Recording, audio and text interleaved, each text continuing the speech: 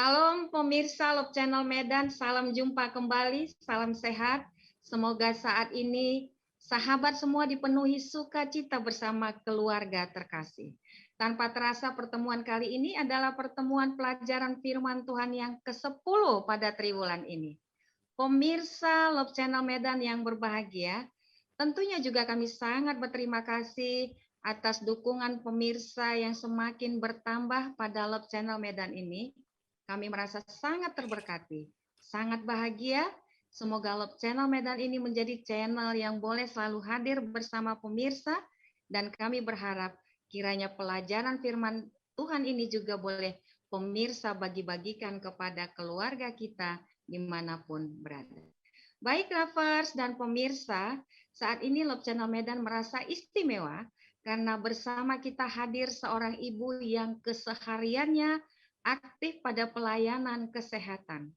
Tepatnya bertugas sebagai tenaga perawat di Puskesmas Uluan, Kabupaten Toba. Namun di sela aktivitasnya, beliau memiliki dedikasi dalam pelayanan penginjilan. Beliau adalah Ibu Tiarma Sihotang. Salam Ibu Tiarma. Shalom Ibu Erita. Baik, terima kasih. Baik, kita akan menyapa lovers kita yang selalu setia bersama kita. Halo, salam Ibu Tina, apa kabar? Shalom Ibu Erita, shalom lovers, shalom pemirsa. Salam sehat, damai sejahtera. Jadilah petang, jadilah pagi, segenap alam bersaksi, segenap alam memuji, sungguh amat baik. Terima kasih Ibu Tina. Salam Ibu Tiarma, apa kabar? Shalom pemirsa Love Channel Medan, shalom lovers. Apa tanda buah pepaya? Pohonnya satu, tiada tangkainya. Apa tanda orang bahagia? Selalu bersyukur dengan apa yang ada. Beli balon sebanyak 5, kaki tersandung menjadi luka. Rendah hati kepada sesama, semua orang pastilah suka. Luar biasa. Terima kasih Ibu Tiarma. Salam Ibu Rina, apa kabar? Shalom Ibu Rita, shalom lovers, shalom pemirsa Love Channel Medan dimanapun berada. Senang kita boleh berjumpa saat ini. Biarlah orang lain sibuk dengan gadgetnya. Mari kita sibuk dengan Alkitab kita. Mari melayani, semoga kita menjadi berkat bagi umat-umat Tuhan. Terima kasih, Tuhan memberkati. Terima kasih Ibu Rina. Salam pemirsa, saya Erita Siburian. Seperti biasa, mari kita siapkan Alkitab kita. Mari belajar, mari berbagi. Pemandangan indah di Danau Toba, menikmatinya bersama keluarga. Orang-orang yang ingin menjadi sempurna harus menunjukkan kasih kepada musuh-musuh mereka. Baik pemirsa, saat ini kita akan mengulas pelajaran tentang kelemah lembutan dalam cawan lebur. Baik, kita akan belajar, namun mari kita terlebih dahulu untuk berdoa. Doa disampaikan oleh Ibu Tina. Kita berdoa. Oh Tuhan, saat yang indah ini, hati kami bersyukur karena Tuhan telah persatukan kami. Satu kerinduan kami Tuhan, Roh-Mu yang kudus menaungi kami. Agar semata-mata firman ini menjadi kesukaan bagi jiwa kami. Dan kami dapat melakukannya. Tolonglah Tuhan, di dalam keberdosaan kami lemah Tuhan. Tapi kami mau, di mana pembahasan firman Tuhan sekolah Sabat ini sangat luar biasa. Biarlah ini tidak berlalu, tetapi menjadi bagian kami. Berikan kekuatan kepada kami lovers, juga pemirsa yang diberkati, kiranya damai sejahtera Tuhan memberkati kami. Amin. Amin. Terima kasih Ibu Tina. Baik, pemirsa yang diberkati Tuhan, sebagai ayat pendukung kita, fokus kepada Yehezkiel 24 ayat 15 sampai 27, Keluaran 32 ayat 1 sampai 14, Matius 5 ayat 43 sampai 48, 1 Petrus 2 ayat 18 sampai 25, Mazmur 62 ayat 1 sampai dengan 8. Sebagai ayat inti kita pada pelajaran ini terdapat pada Matius 5 ayat 5. Mari kita baca Alkitab kita. Izinkan saya membacakannya. Berbahagialah orang yang lemah lembut, karena mereka akan memiliki bumi. Baik, pemirsa yang diberkati Tuhan, salah satu karakteristik yang paling kuat dari Yesus adalah kelemah lembutan. Menahan luka dengan kesabaran dan tanpa beban. Pokok pembahasan kita pada pelajaran ini menyoroti dua tema. Pertama, kelemah lembutan sangat penting bagi kekristenan. Namun pemahaman tentang kelemah lembutan Alkitabiah yang benar dan sama pentingnya adalah melakukannya dalam kehidupan kita. Kedua, sumber kelemah lembutan orang Kristen ada dalam 3 kesatuan kealahan yang pengasih dan penyayang, yaitu Bapa, Anak, Juru Selamat, Yesus Kristus, dan Roh Kudus. Baik pemirsa Love Channel Medan, mari kita dengarkan ulasan dari Ibu Tina. Silakan Ibu Tina. Baik, terima kasih Ibu Erita.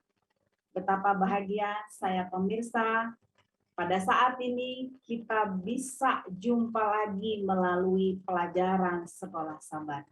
Secara khusus juga kita sangat bersyukur di mana negara kita merayakan hari kemerdekaan yang ke-77. Merdeka! Oke, puji Tuhan ya. Baik pemirsa yang diberkati Tuhan, saat ini kita sudah masuk pada judul yang sangat istimewa, yaitu kelemah lembutan dalam cawan lebur. Wow, kalau pada minggu yang lalu hidup untuk memuji, nah sekarang kelemah lembutan dalam cawan lebur. Ayat intinya terdapat di dalam Matius 5 ayat 5. Berbahagialah orang yang lemah lembut, karena mereka akan memiliki bumi. Pemirsa yang diberkati Tuhan, bila kita mendengarkan kata lemah lembut, saya yakin pemirsa akan langsung memikirkan dua hal. Yang pertama adalah Nabi Musa. Tertulis di dalam Bilangan 12 ayat 3 dikatakan, adapun Musa ialah seorang yang sangat lembut hatinya, lebih dari setiap manusia di atas muka bumi. Yang kedua, ucapan Yesus tentang bahagia, tertulis di dalam Matius 5. Ya, pemirsa. Baik, pada saat ini dalam pelajaran kita, kelemah lembutan didefinisikan sebagai berikut, pemirsa. Menahan luka dengan kesabaran dan tanpa dendam. Waduh. Pemirsa yang diberkati Tuhan, ketika saya berdoa, belajar firman Tuhan, saya tertantang, pemirsa. Saya sangat jauh daripada definisi ini. Menahan luka dengan kesabaran dan tanpa dendam. Waduh, sepertinya saya mau menang di sini ya. Saya teringat selalu, dan ini fakta, pemirsa.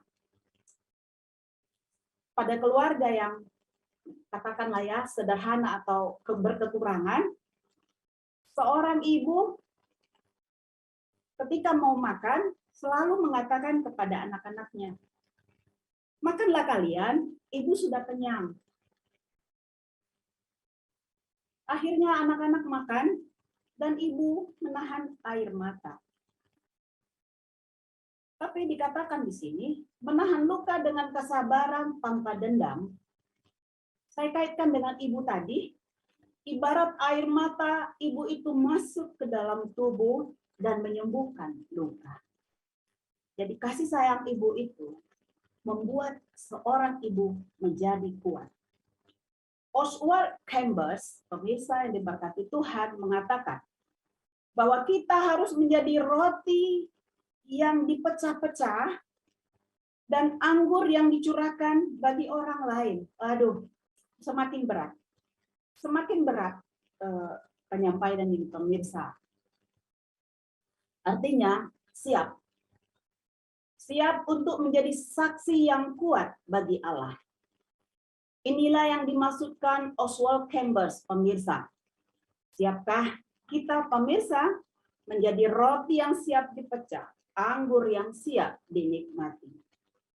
Allah mengizinkan itu terjadi agar kehidupan umatnya dapat menjadi pertunjukan kasih karunia dan pemeliharaannya. Perlu doa khusus, pemirsa.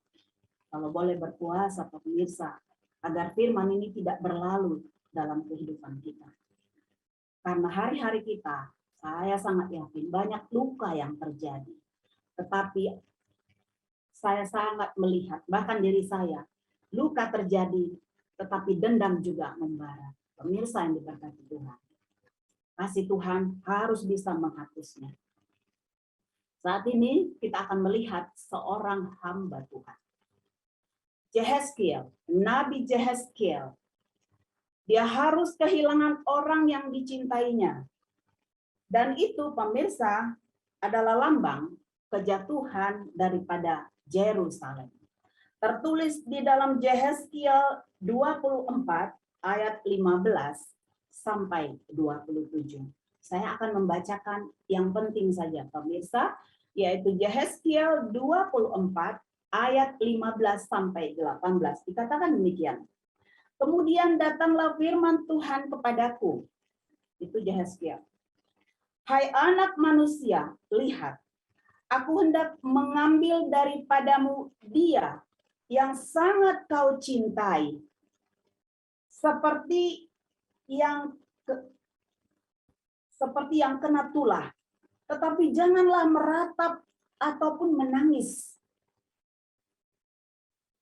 dan janganlah mengeluarkan air mata.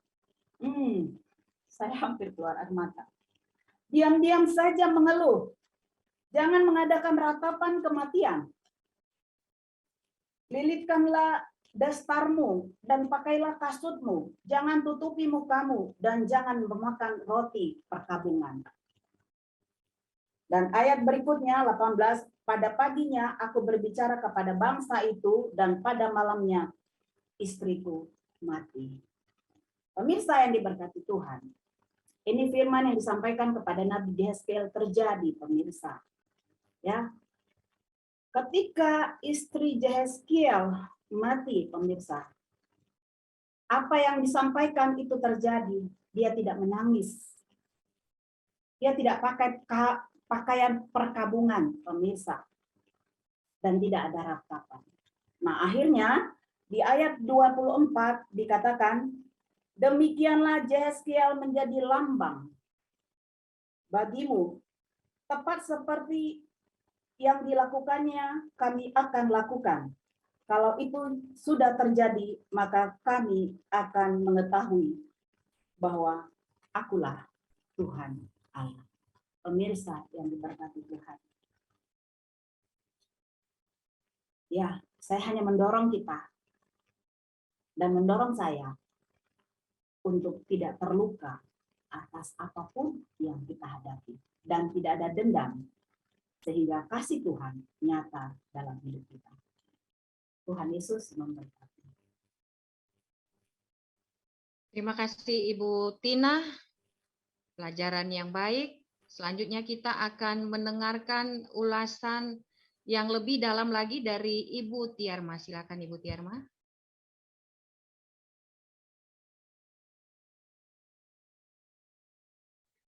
Baik, terima kasih Ibu Erita. Kita lanjutkan pelajaran sekolah sahabat kita. Kalau kita baca di dalam Keluaran 32 ayat 1 sampai 14, Musa naik ke Gunung Sinai untuk mengambil 2 loh batu yang sudah Tuhan tulis dengan jarinya sendiri, yaitu mengenai hukum ke-10. Tetapi karena Musa lama turun dari Gunung Sinai, akhirnya bangsa itu menyuruh Harun untuk membuat patung anak lembu, yaitu yang terbuat dari emas. Pada saat itu Harun mau ya untuk membentuk patung tersebut. Dan setelah selesai patung itu dibentuk, mereka katakan, inilah Allahmu yang telah menuntun engkau keluar dari tanah Mesir. Saudara-saudara pemirsa, sungguh sangat merasakan yang paling sakit pada hati Tuhan. Ya. Tuhan melihat semuanya itu, dan Tuhan menyuruh Harun, menyuruh Musa untuk turun menjumpai bangsa Israel. Tuhan pada saat itu murka atas tindakan bangsa itu. Tuhan katakan kepada Musa, saya akan membinasakan bangsa Israel itu.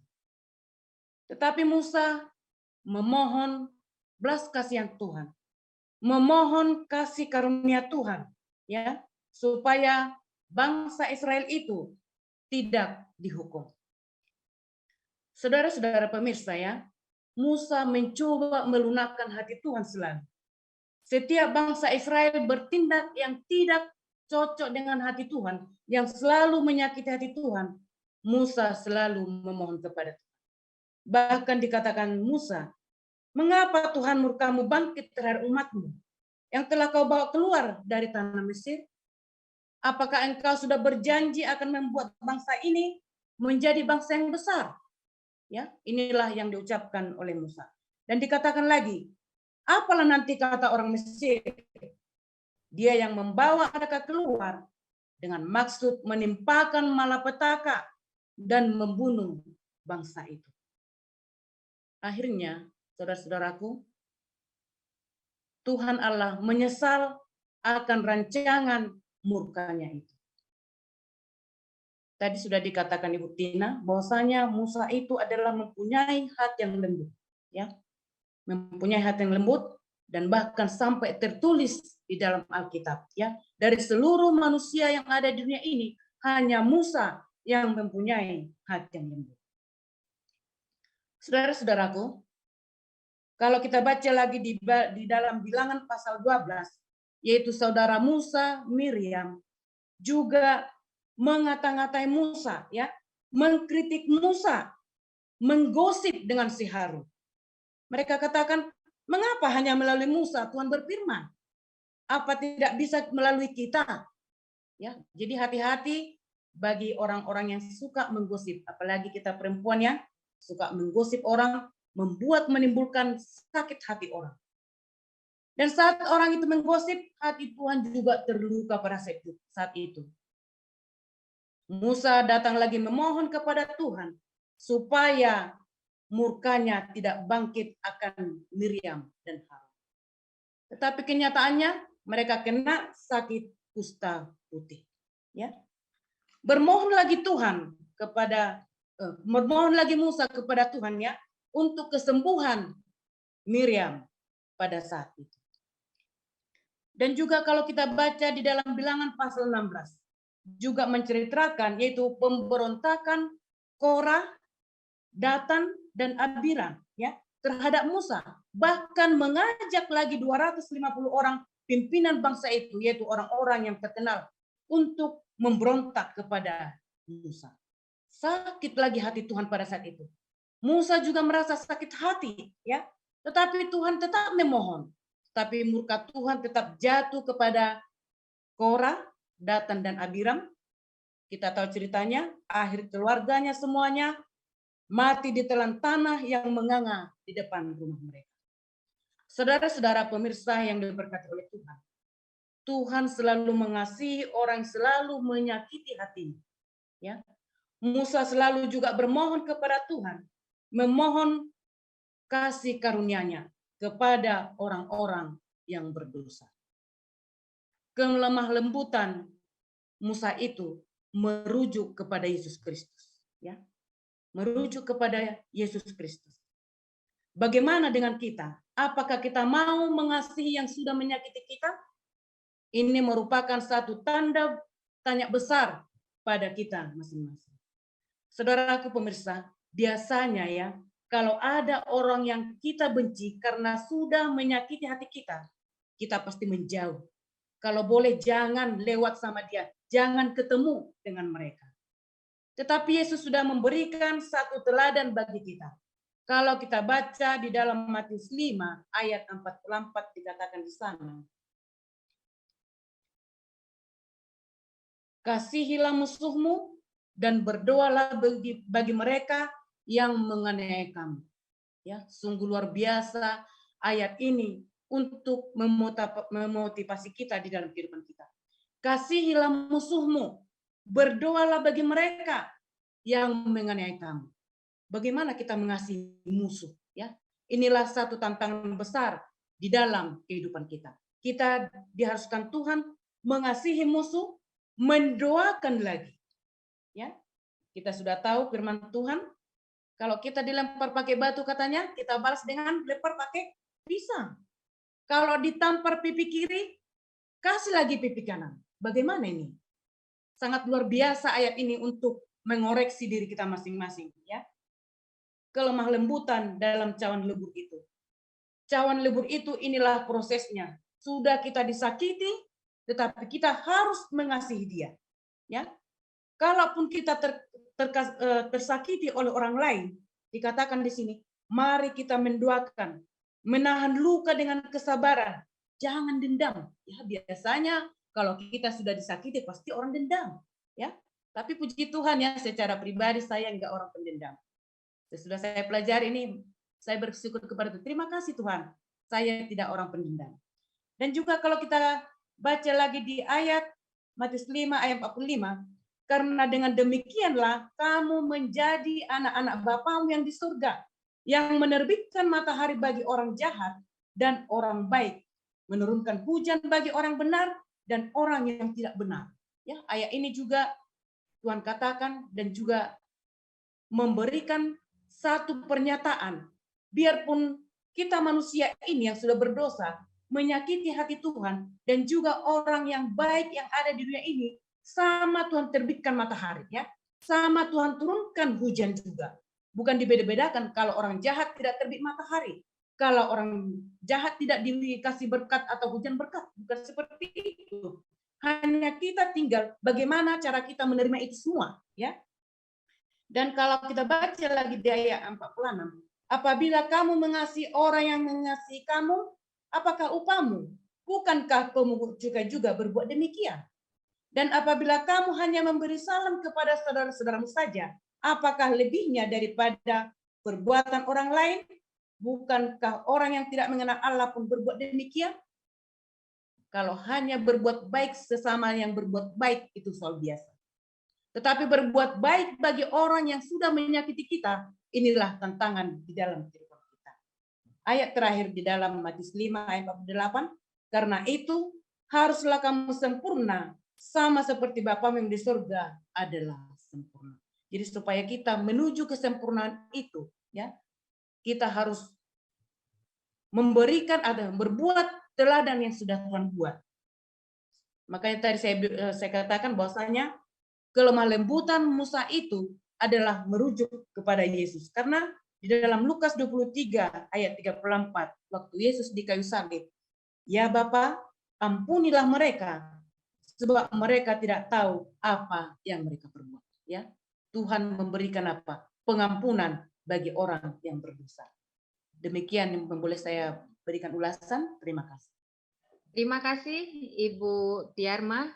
Baik, semakin menarik pelajaran tentang kelemah lembutan. Saat ini kita akan mendengarkan dari Ibu Rina penjelasan selanjutnya. Silakan Ibu Rina. Baik, terima kasih Ibu Erita. Terima kasih pemirsa Love Channel masih bersama kita. Kelemah lembutan dalam cawan lebur. Pemirsa Love Channel Medan, bila kita melihat orang lain memperlakukan orang lain tidak adil, atau ketika kita sendiri menerima ketidakadilan, ketika itu terjadi, naluri kita adalah mungkin sedih, marah, kecewa, atau kita mencoba membela diri dengan mengatakan apa yang kita anggap benar dan adil. Memang tidak mudah menerima ketidakadilan. Ketika kita mengalaminya, kita harus selalu mengingat bahwa Bapa kita di surga bersama kita dan Dia mengetahui segalanya. Nasihat Petrus dicontohkan dalam kehidupan Yesus. Sangat mengejutkan karena tampaknya diam dalam penderitaan ketidakadilan adalah kesaksian yang lebih besar akan kemuliaan Allah daripada mencoba menjelaskan apa yang kita anggap benar dan adil. Contohnya, ketika Yesus dihadapkan kepada Kayafas dan Pilatus, Yesus bisa saja mengatakan banyak hal untuk memperbaiki situasi dan untuk membenarkan dirinya sendiri. Tapi dia tidak melakukannya. Keheningannya adalah kesaksian akan kelemah lembutan. Inilah contoh kelemah lembutan dari cawan lebur yang berasal dari Yesus. Sebagai manusia biasa mungkin kita sulit melakukannya. Diam ketika kita dilakukan tidak adil dalam kehidupan kita. Biasanya apa yang kita lakukan seperti yang katakan tadi, sedih, marah, dan mencoba mengatakan apa yang kita anggap baik, benar, dan adil. Tapi melalui pelajaran kita hari ini dan teladan yang Yesus ajarkan bagi kita saat ini, lebih baik kita diam ketika ketidakadilan kita dapatkan. Mungkin saja orang akan berkata bahwa kita bodoh karena kita diam, tidak mau menjelaskan apa-apa. Tapi ini adalah kesaksian akan kelemah lembutan dalam cawan lebur. Mungkin kita bertanya, kenapa harus diam? Kenapa harus tutup mulut? Karena ada Yesus batu karang kita dan perlindungan kita. Dan Yesus berkata, untuk datang dan belajar padanya. Karena aku lemah lembut dan rendah hati. Kita boleh baca Alkitab kita, Matius 11 ayat 29. Dia sungguh-sungguh dengan cara yang tidak mungkin dapat kita lakukan sebagai manusia biasa. Kalau ini yang kita lakukan katanya dalam kehidupan kita, maka apa yang akan terjadi? Mungkin tanpa sebab manusia akan menjadi musuh kita. Motif-motif umat Allah akan disalah mengertikan, bukan hanya oleh dunia, namun oleh saudara-saudara kita sendiri. Hamba-hamba Tuhan akan ditempatkan di daerah-daerah yang sukar. Kesalahan sekepal akan dibuat menjadi segunung untuk membenarkan manusia dalam mengikuti jalan yang tidak benar dan mementingkan diri sendiri. Kita akan dituding sebagai orang yang tidak dapat dipercaya. Tapi kata Tuhan Yesus, kita jangan pernah berharap untuk lepas dari hinaan atau disalah mengertikan, karena sebagai umat Tuhan kita akan mengalaminya. Tetapi Tuhan berkata, jangan putus asa. Tuhan adalah batu karang dan perlindungan kita. Dalam kelemah lembutan cawan lebur, tangan Allah berada di atas pemeliharaannya, menuntun kerajaannya menuju kemuliaannya. Pemirsa Love Channel dimanapun berada, saya punya pengalaman pribadi bagaimana rasanya ketika kita mendapat ketidakadilan. Kebetulan saya punya channel penginjilan, Renungan Pagi. Nama channelnya Dor Marina Sitanggang. Ketika saya menyampaikan firman Tuhan, ada pemirsa yang mengatakan, Ibu Sitanggang, kamu harus memilih. Kamu mau jadi YouTuber atau mau jadi guru, katanya. Dan yang lain-lain lagi dikatakan. Menurut saya tidak adil. Menurut pelajaran ini saya nggak boleh kasih penjelasan. Tutup mulut saja karena Tuhan bersama kita. Tapi sebagai manusia, Tuhan, apa yang saya lakukan di sekolah dengan pelayanan di YouTube, semuanya untuk kemuliaan nama Tuhan. Tetapi ada saja orang yang tidak suka. Mungkin kita punya pengalaman pribadi-pribadi, tapi kata Tuhan melalui pelajaran kita, berdiam dirilah. Percayalah kepada Tuhan, Dia akan membantu kita dalam menjalani ketidakadilan yang sedang kita hadapi. Terima kasih Bu Erita. Terpujilah Tuhan, terima kasih atas ulasan yang begitu baik yang mengajarkan kita tentang kelemah lembutan. Baik, pemirsa Love Channel Medan yang diberkati Tuhan, dari ulasan-ulasan yang menarik ini, tentunya ada pertanyaan yang saya sampaikan, yang ingin saya sampaikan kepada lovers kita ya. Seberapa kuat kita terhadap ejekan atau cemoohan orang lain kepada kita? Mungkin Ibu Tina boleh menjawab ini. Silakan Ibu Tina. Baik, terima kasih Ibu Erita. Kalau seberapa kuat, ya karena saya sampai sekarang masih hidup, berarti saya kuat. Ya kan? Ya, apalagi kami Love Channel Medan menyampaikan firman, itu tentu banyak sekali tantangan. Karena kita harus menjelaskan rohani ya, lalu ibaratnya harus sesuai gitu ya. Nah, puji Tuhan, pertolongan Roh Kudus itulah yang membuat saya kuat. Namun pemirsa, Ibu Erita, saya juga harus bijaksana. Pemirsa yang diberkati Tuhan, ada kata mutiara yang dari dulu saya suka. Ya, itu juga pernah ayat emas saya. Dikatakan di dalam Amsal 25 ayat 11. Demikian bunyinya. Perkataan yang diucapkan tepat pada waktunya adalah seperti buah apel di pinggan perak. Artinya, pemirsa, ketika luka yang datang kepada kita, dalam ulasan saya tadi, kita memiliki kesadaran dan tahan, dan tapi tidak dendam. Sehingga apa?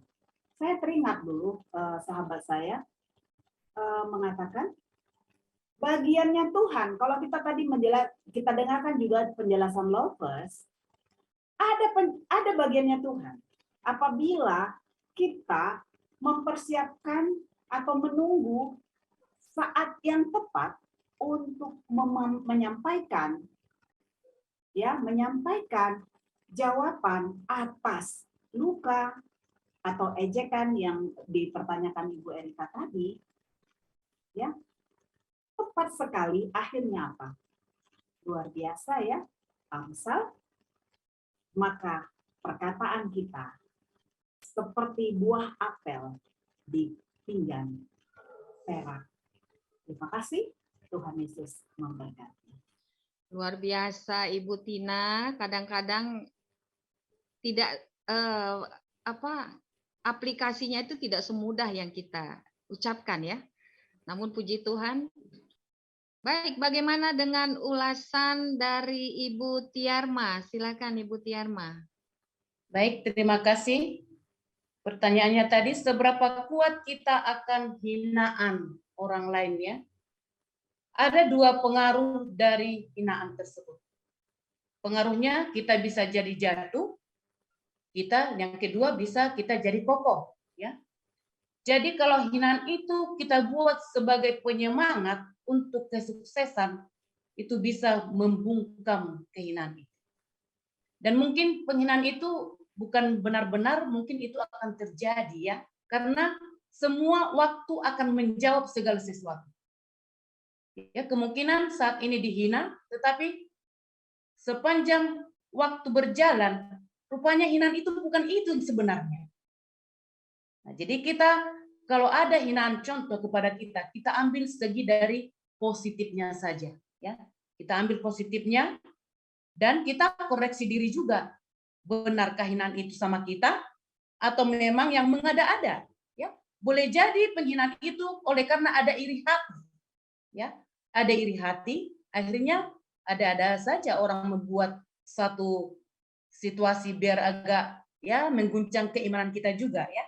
Jadi biarlah kita buat hinaan itu sebagai satu untuk penyemangat ya. Kita tunjukkan bahwa hinaan itu bukan sebenarnya yang kepada diri kita. Terima kasih. Baik. Semakin kita dapatkan ya, kita dikuatkan bagaimana kita menghadapi cemooh dan hina itu. Silakan Ibu Rina, bagaimana tanggapan Ibu Rina? Baik, terima kasih. Luar biasa jawaban ibu-ibu yang cantik ini, saya menyembahkan. Sebagai pribadi, saya dalam pelayanan sebagai guru dan penginjil di YouTube dalam 2 channel.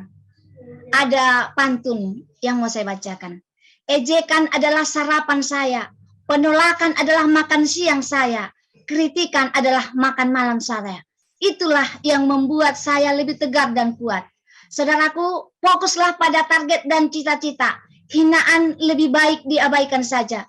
kritikan, ejekan, dan hinaan adalah 3 medali yang pasti akan kita dapatkan ketika kita dalam melayani. Semoga ini menjadi penyemangat bagi kita. Seperti kata Ibu Tiarma tadi, ejekan itu biarlah kita buat menjadi penyemangat.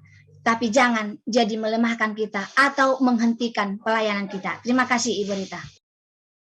Baik, pemirsa Love Channel Medan yang diberkati Tuhan, kita sudah mendengarkan ulasan demi ulasan yang sudah disampaikan tentang kelemah lembutan dalam cawan lebur. Tentunya pemirsa yang diberkati Tuhan sudah dapat menyimpulkannya. Namun, izinkan saya boleh menambahkan bahwa kelemah lembutan adalah bagian dari buah roh. Tuhan yang memberikan kuasa bagi kita untuk mengalahkan dunia ini.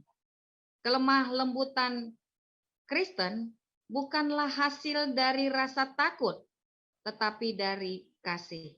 Seperti Paulus mengajarkan orang Kristen untuk selalu hidup rendah hati, lemah lembut, dan sabar. Alkitab juga mengatakan bahwa semua manusia tidak berdaya dalam menghadapi dosa dan kematian. Seperti yang dikatakan, kita membutuhkan kekuatan untuk menjadi lemah lembut. Demikianlah pelajaran yang boleh kami sampaikan pemirsa Love Channel Medan dimanapun berada. Kiranya Roh Kudus menolong kita untuk pelajaran yang sudah kita dengarkan. Baik, kita usaikan pertemuan kita ini dengan doa oleh Ibu Tiarma. Kita berdoa. Terima kasih Tuhan oleh karena berkat kasih Tuhan yang sudah menyertai kami di sepanjang mengulas pelajaran sekolah Sabat. Biarlah kiranya Tuhan melalui kelemah lembutan cawan lebur yang datang di dalam kehidupan kami, boleh menopang kehidupan kami Tuhan. Bila mana kami ada orang yang menyakiti, kami tetap sabar, kami tetap mau mendoakan mereka, dan kami tidak akan dendam. Oleh karena itu Tuhan, biarlah kiranya melalui firman Tuhan pada malam ini, menguatkan kami, menguatkan iman percaya kita semuanya, khususnya para pemirsa kami. Supaya demikian Tuhan, segala sesuatu yang terjadi dalam kehidupan kita selalu tabah, kita tetap setia di hadapan Tuhan. Bapa di surga memberkati semua para pemirsa yang sudah mendengarkannya, dan juga pada kami lovers yang sudah mengutarakan firman ini. Biarlah kami selalu memberkati. Demikian Tuhan, di hari mendatang juga kami Tuhan mampukan untuk membawakan firman Tuhan. Terima kasih Tuhan untuk segala sesuatunya. Demikian Tuhan, kami selalu bersyukur dan terima kasih kepadamu. Bila doa kami Tuhan, karena kami berdoa di dalam nama Yesus menjadi juru selamat kami yang hidup. Amin. Amin. Terima kasih Ibu Tiarma. Pemirsa Love Channel Medan yang diberkati Tuhan, sampai di sini pertemuan kita. Mari kita bagikan pelajaran ini kepada saudara-saudara kita dimanapun berada. Dan kiranya seluruh pemirsa selalu dalam penyertaan Tuhan. Dan kami berharap kita boleh bertemu kembali pada pekan depan dengan pelajaran yang lebih menarik lagi. Tuhan memberkati, terima kasih. Salam. Shalom.